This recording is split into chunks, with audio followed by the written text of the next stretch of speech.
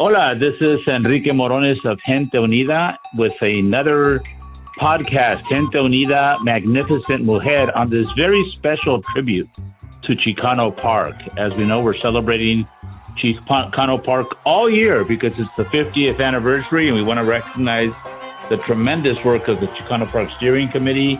And we're going to be donating throughout the year to the Chicano Park Museum and Cultural Center to commemorate the history and the legacy that is Chicano Park.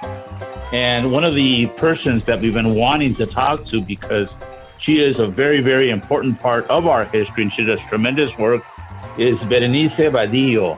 Berenice, ¿cómo estás? How are you doing? Welcome to Magnificent Mujer. Muy bien, thank you for having me.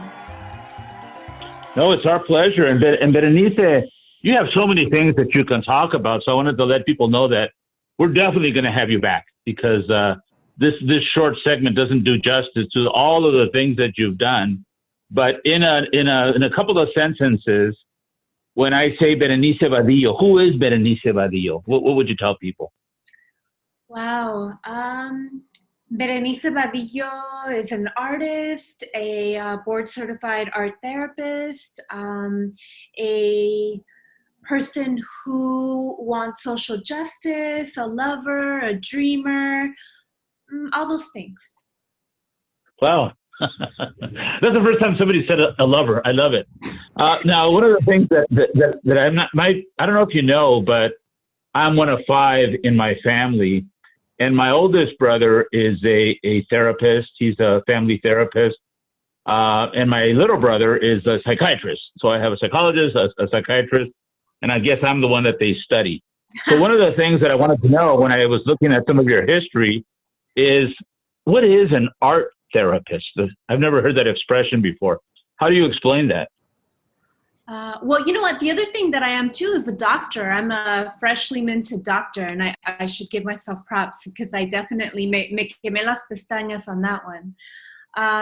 But an art therapist is a person who uses psychology and art as a way of processing overwhelming emotions and getting someone to a place of healing. And the thing that is important about art therapy is that our mind doesn't know what's real and what is not real. And so if you successfully problem solve using art materials, then you're creating neural networks in your brain. And so in that way, it's more accessible. Well, congratulations on the doctor. And on the therapist, one of the things that I've learned, because my oldest brother, Luis Morones, he's a family therapist. And I forget what the initials are for what he does, but one of the things that I've learned through my many years of life is I have a lot of friends. I'm not an artist at all, but I appreciate art. And one of them in particular, her name is Pam Calore, and she would say we were on one of our caravans, and she put us all to paint. We're placing these crosses to remember the migrants that have died. And she goes, yeah, I want everybody to paint some of these crosses. And I've really done very little painting in my life, but I felt a relaxation just by painting there. Even though just painting like one color, you feel some sort of a therapy going on while you're painting. I never experienced that before. Absolutely. I mean, this is how I started, right? I started painting murals with homeless youth. And what I realized is that what you just said is that they found ownership and meaning, and symbols hold more than one truth. So you see yourself and you process in just doing that. And art in itself can be healing in just doing it. But I think that art therapy is really great because you're actually doing some processes. And I think it's really hard to explain it because until you do it, you don't realize that the stories that you tell within the art and the way that you share with other people is even more amazing. But I agree with you. I think that we need more art and we need more community art. I'm definitely an advocate for that and do a lot of community art and murals. And that's kind of what I did as a young woman. So, it's really also important to have our images on our walls, right, or that represent us, which is why I think Chicano Park is just the most amazing place. It is an amazing place. And before we get to talking about your mural and some of your art specifically, one of the things that I know about you is that you, like lots of people of color, especially women of color, the counselor in school, the person that you were talking to, said, this is it. This is it. What are you thinking about college for? And so on and so forth. And not only did you go to college, now you're a doctor. So it's a huge inspiration to so many people. That journey that you've taken, you could have easily followed the advice of that person and said, I guess this is the end of the road. But instead, you took the challenge, and look at, now you're a doctor, and quite an accomplished doctor. Thank you. I think about her a lot. I don't know if it was reverse psychology. I don't think so. But I think that what really helped me, though, is that I was rebellious. So for me, it was like, what? You're telling me I can't do it? Watch me do it. And so I have that rebelliousness that I was able to put it in focus it in a way that it was very positive. But I mean, I would really attribute that to my mentors in my life, especially Michael Schnorr, who got me as a very rebellious and lost young person, and he put me to work painting, and he taught me how to express my pain. And because of that, then I was able to sublimate it in a way that it was more positive. So, I mean, definitely, I think we need mentors in our life. Without a doubt. And then, of course, you were involved with an organization that I love dearly, the San Diego Organizing Project, which does tremendous work, because I've always tried to have faith be what kind of leads me in all my work that I've done with immigration and human rights and civil rights, et cetera.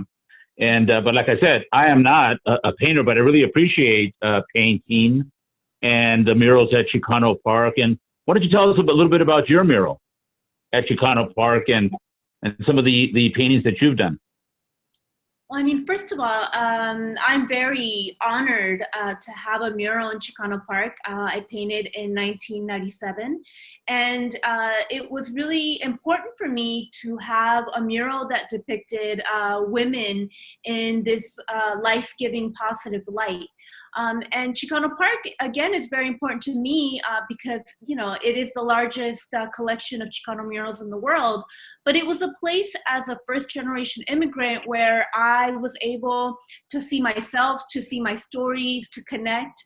As immigrants, we feel like we're not from here nor from there. And so being in this sacred ground really inspired me to have faith in myself and to see myself and to see my heroes that were not depicted in the history books when I was growing up. And so I used Chicano Park as a way to really kind of reflect what I was going through as a young person and to connect with other people. Murals are conduits to one part of history to the other. And so for me, Chicano Park is just like your ancestors talking to you. And I think that we all need that growing up. And I certainly did.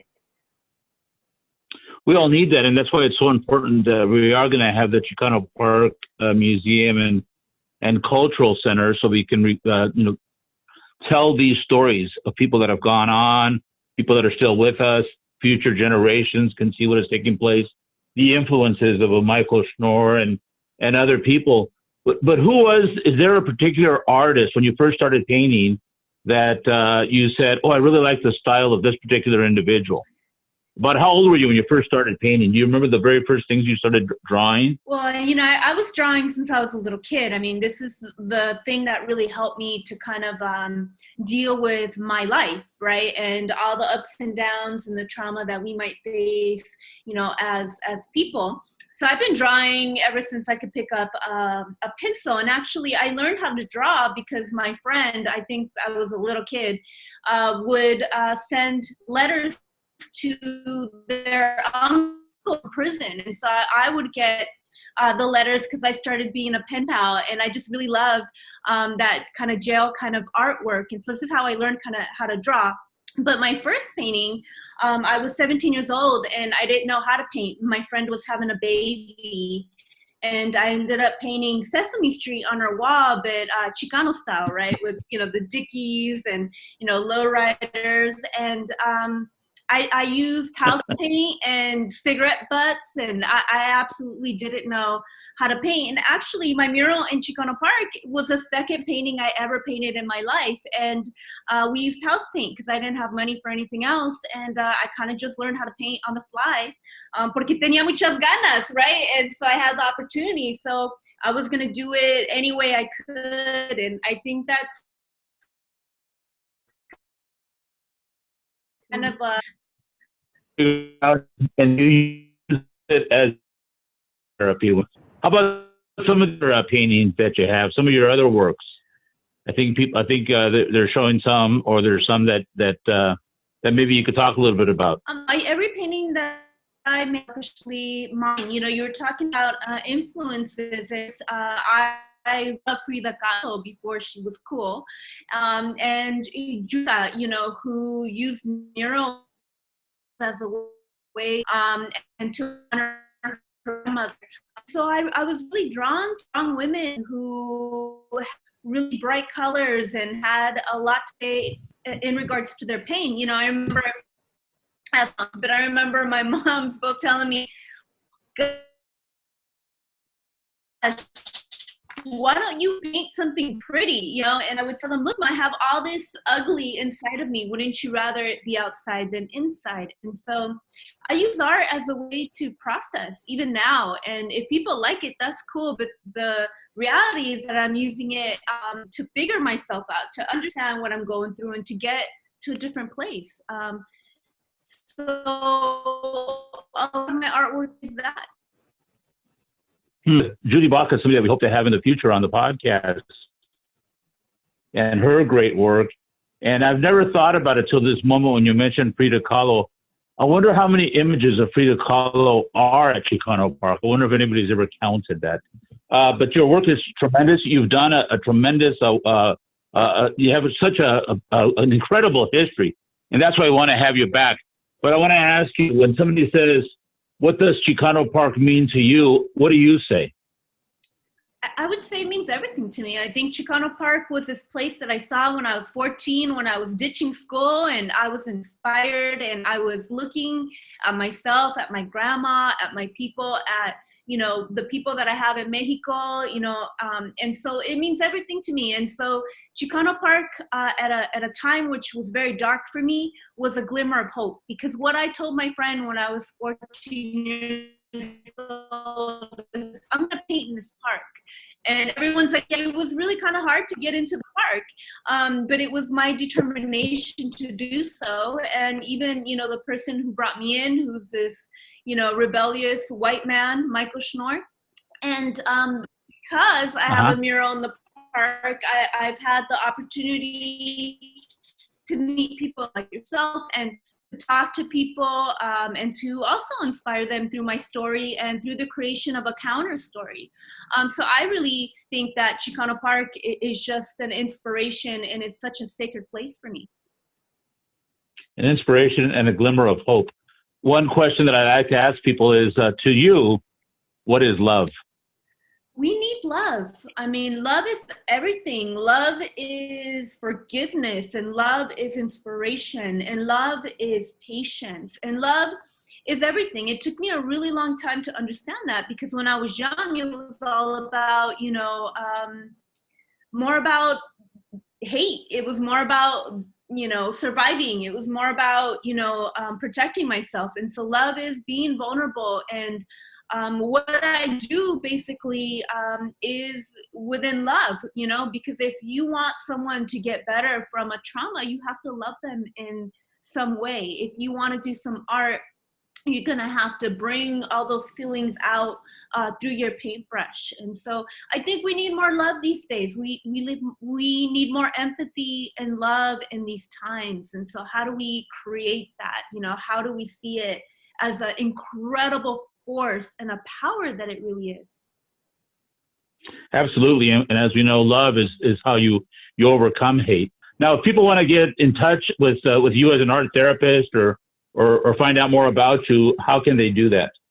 Well, as an art therapist, I have a page on Psychology Today. So if you put in my name, that will come up and it'll connect you to to my number for services. I have an Instagram. It's at Badillos, and I post all the things that I'm doing. And then you could also find me on LinkedIn, and I have some projects, including the one SDOP and all the other things that I fall into. So those will probably the best ways to contact me. Well, Berenice Badillo, thank you very much for joining us. We're going to have other people on the podcast today, and throughout the year, we're going to be reminding people about Chicano Park on this 50th anniversary. So your work is very, very important. I wish you lots of love and keeping your family safe during these difficult times. And to everybody, remember that every Tuesday we have this podcast, Buen Hombre, Magnificent Mujer, and Berenice Badillo, Badillo. She is a magnificent mujer and a doctor. So thank you very much, Berenice. Muchas gracias. Y se puede. Thank you.